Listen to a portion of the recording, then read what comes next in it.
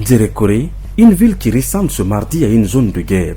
Pas d'affrontements dans les quartiers, mais les routes sont désertes, le commerce et la circulation paralysés. Les abords des routes sont transformés en des marchés de condiments où des femmes viennent s'approvisionner. En ces jours de voyage, aucun véhicule n'a pu bouger pour des raisons de sécurité. Depuis hier, on est là, nous on quitte à Libéria, bon, ça part de route.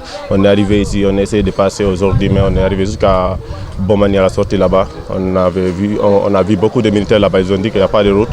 On n'a qu'à retourner pour s'arrêter ici. C'est pour cela qu'on est là. Depuis hier, on est là. Bon, la situation est tendue. Dans les quartiers comme Nié, Gounia ou encore Bellevue, le constat est désolant. Plusieurs habitations incendiées et d'autres abandonnées par leurs propriétaires de peur d'être agressés ou tués. Cet homme dont la maison vient d'être brûlée pour la deuxième fois après celle de 2013 ne veut plus rester dans le quartier. C'est la deuxième fois que j'ai subi le cas comme ça. Le 13 juillet 2013, ils ont brûlé ma maison. C'est la deuxième fois qu'ils sont en train de me tuer et j'ai fui.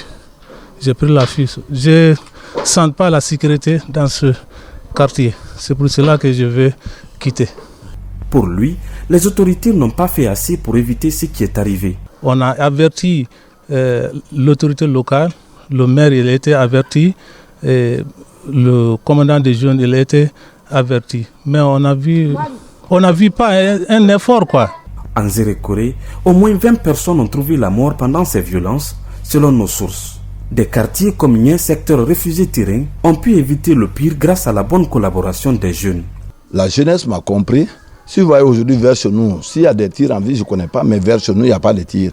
Parce qu'ils m'ont dit que, monsieur le président, du fait que tu as pris tout ton temps pour pouvoir nous réunir, nous gérer, nous sommes à ton entière disposition. S'il plaît à Dieu, il n'y aura plus de pagasse. Et un autre ne quittera pas son quartier pour venir perturber notre quartier. Tout est arrêté. Et ils sont assis, attendent dès ce soir-là seulement. Quand vous venez, vous allez encore trouver des braises dans les points stratégiques pour pouvoir surveiller le quartier.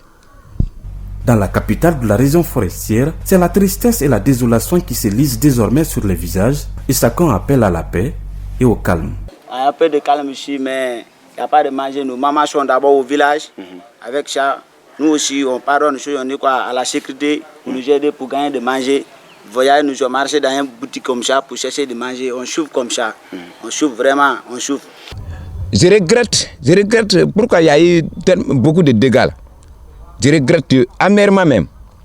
Qu'est-ce que vous demandez aux gens? Je demande aux gens vraiment de mettre tout en terre. Vraiment, c'est la paix qui gagne. Comme vous le constatez donc, Nzerekore retrouve petit à petit son calme, même si la circulation et le commerce restent paralysés. Il faut rappeler que cette situation a été rendue possible grâce à des renforts venus des préfectures environnantes, des agents donc des forces de défense et de sécurité qui ont été postés à différents endroits de la ville pour éviter justement qu'on puisse assister à des affrontements comme cela a été le cas depuis dimanche.